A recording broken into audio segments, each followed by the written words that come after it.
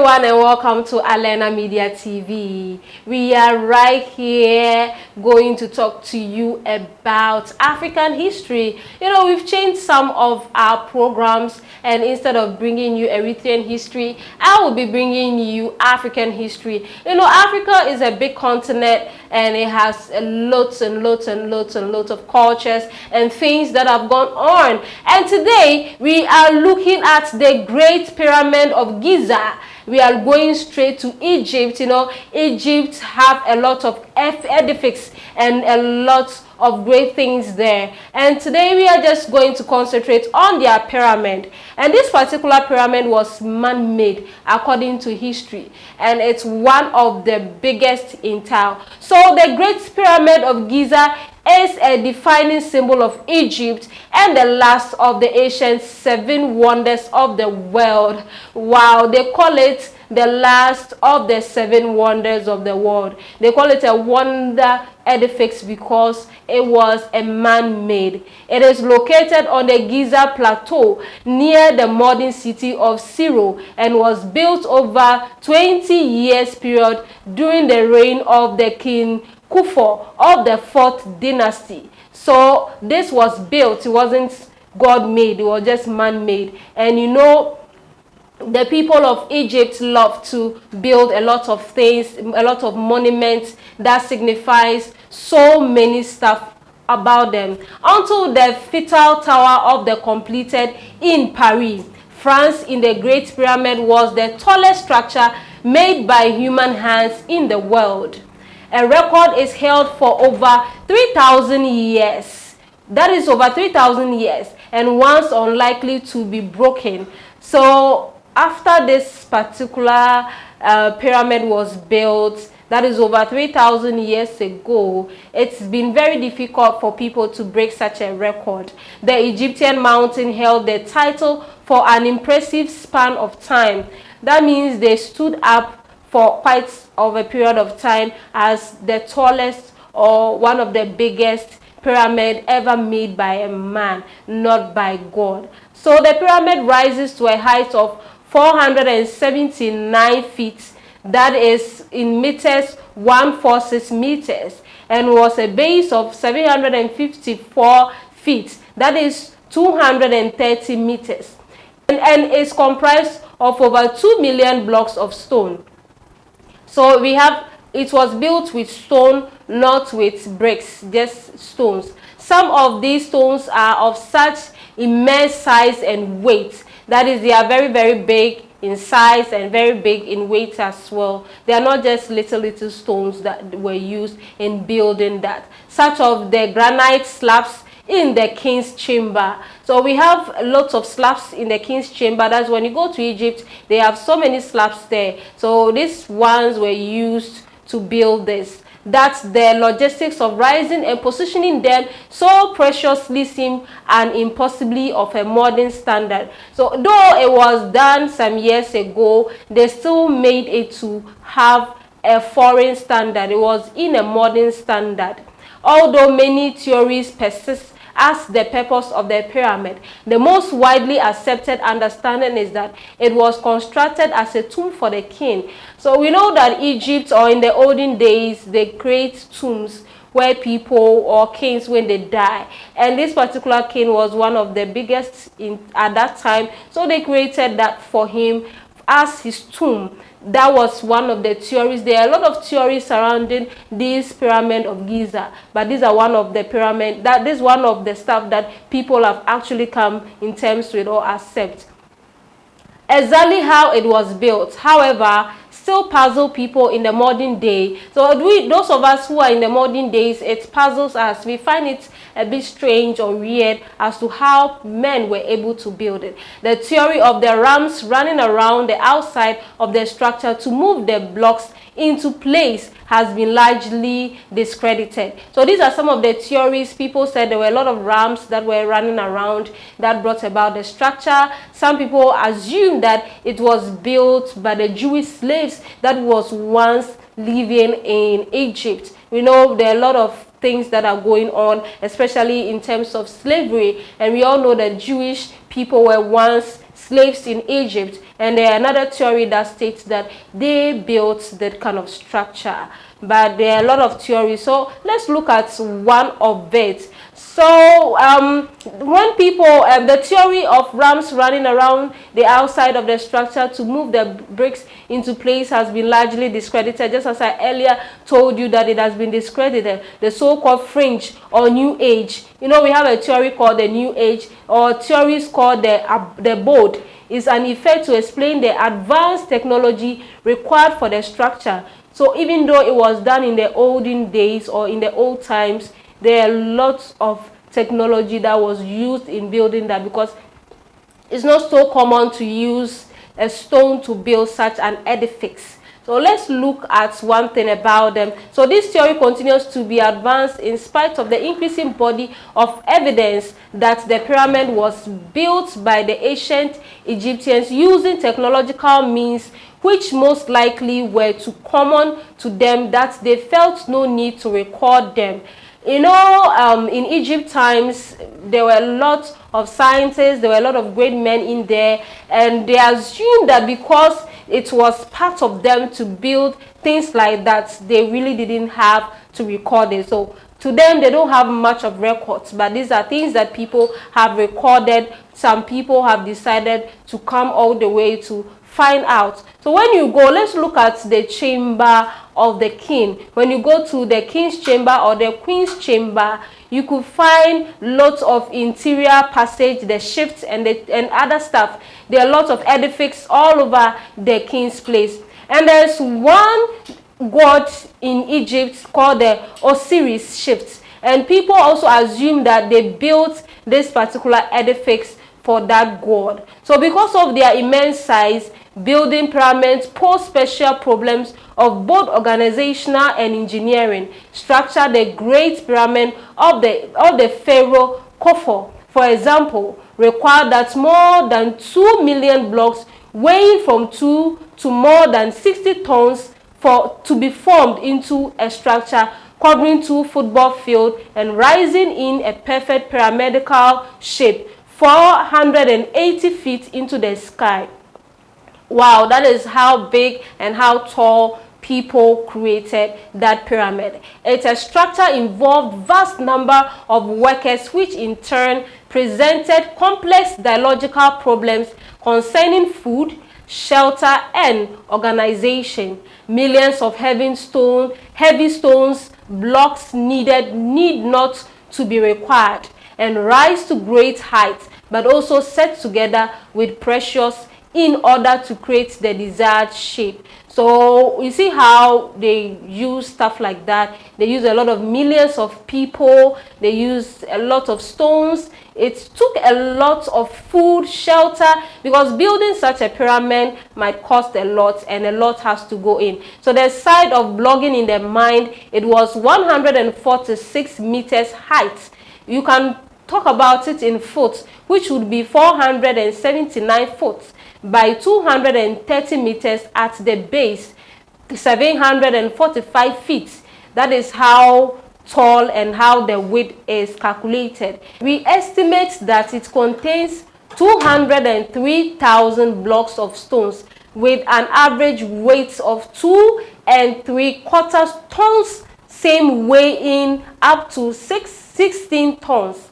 Khufu ruled 23 years according to the Toron Royal Canon, which would mean that throughout his reign, annually 10,000 blocks daily, about 285 blocks, or 1 every 2 minutes of daylight, had to be quarried and transported, dressed and put in place. This is how much they worked. So during his reign, all this work was going on because they were preparing it for his tomb, according to some of the theories that we've had. The construction was almost fruitless in design. The sides were originated exactly towards the cardinal points and were at the precious 90 degrees angle, where it is not for 2 months every year that the Nile's water covered Egypt's farmland ideally virtual the entire workforce. None of this construction would have been possible. During such times, a pharaoh offered food or work or the promise of a favored treatment in the afterworld after he would rule just as he did in the world. So people believe in the afterworld.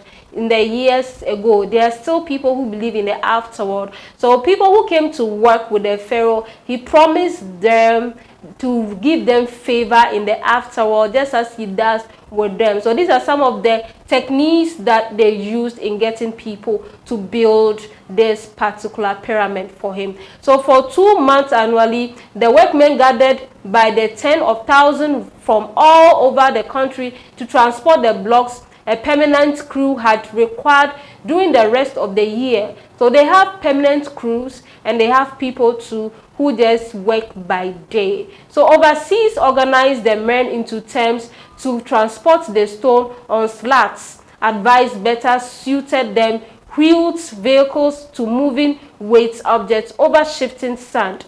So that's what we had in the olden days. We know we had a lot of sand, so they used a lot of wheels and a lot of vehicles to move. Not the vehicles we had there, they also had their own type of vehicles that they were using in moving weights because those things were heavy. So a casual way lubricated by water, smoothing uphill pole. No mortar was used to hold the blocks in place. Only a fit to exact that this toward structure have survived for 4,000 years. Wow, that is quite interesting. So we never had any mortar, but they were able to arrange all of this. This is how skillful they were at that time. So all of these efforts went to creating a grand tomb for the king, who as a mediator between the gods and the people. So in the past, they saw the Egypt kings as gods, and they are like a mediator before them,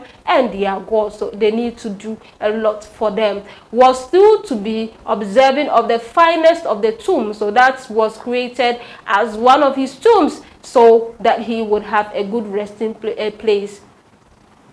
Theories regarding the original purpose of this great pyramid rank from the facial to the abstract and may be investigated elsewhere, but the culture which produced the monument would have regarded it as a tomb, an eternal home for the king. Arguments against the Great Pyramid as a tomb cites the fact that no monuments or grave goods have ever been found inside.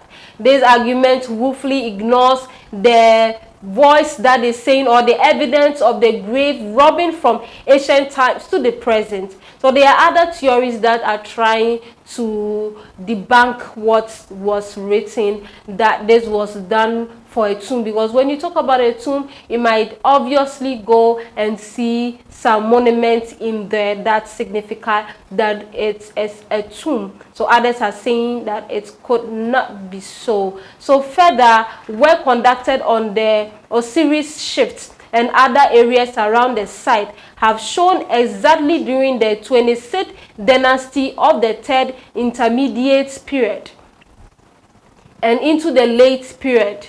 Giza was therefore an active site throughout Egypt's history, but was not also given the kind of attention it received during the Old Kingdom. That means right now people acknowledge Giza more than it used to be in the Old Kingdom, which do not align with how Giza actually was when those monuments were constructed. So there are a lot of theories that are going on now that do not align with the ones that was once written in the Old concerning Giza and the pyramid they did in Giza, which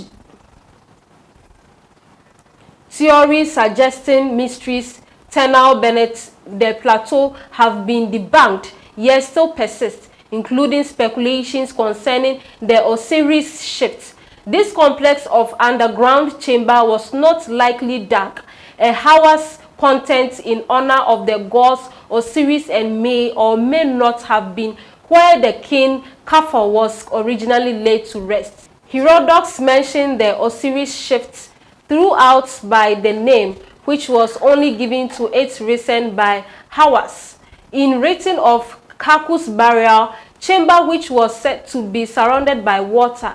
Executions of the shift and the chamber have recovered artifacts dating from the Old Kingdom through the Third Intermediate period, but no tunnel branches out beneath the plateau.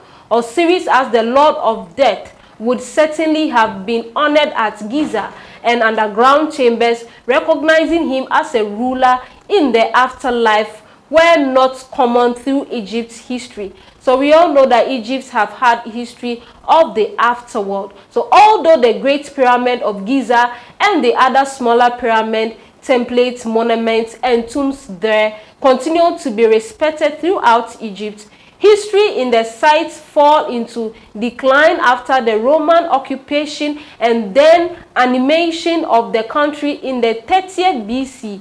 The Romans concentrated their energy on the city of Alexandria and the abundant crops and the countries offered, making Egypt into Rome break buckets. As the phrase goes, the site was more or less neglected until Napoleon's Egypt campaign of 1798 to 1801 EC, during which he brought along his team of scholars and scientists to document ancient Egypt culture and monuments. Napoleon's work in Egypt attracted others to the country, who then inspired till others to visit, make their work observation, and conduct their own excavation.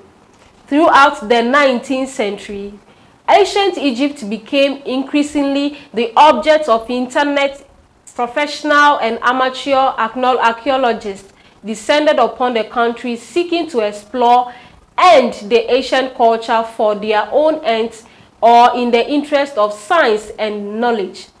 The Great Pyramid was first fully executed professionally by the British archaeologist Sir William Matthew Flinders Petrie, whose work on the mountains laid the foundation for any other who followed up to the present day. Flinders Petrie was obviously interested in exploring every amount of the Great Pyramid, but not at the expense of the mountains itself. His executions were performed with great care in an effort to preserve the historical authenticity of the work he was examining. Although this may seem a common sense approach in the modern day, many European explorers before Flinders Petrie, archaeologists, professional and amateur, brushed inside any concern of the prevention in pursuing their goal of unearthing ancient treasure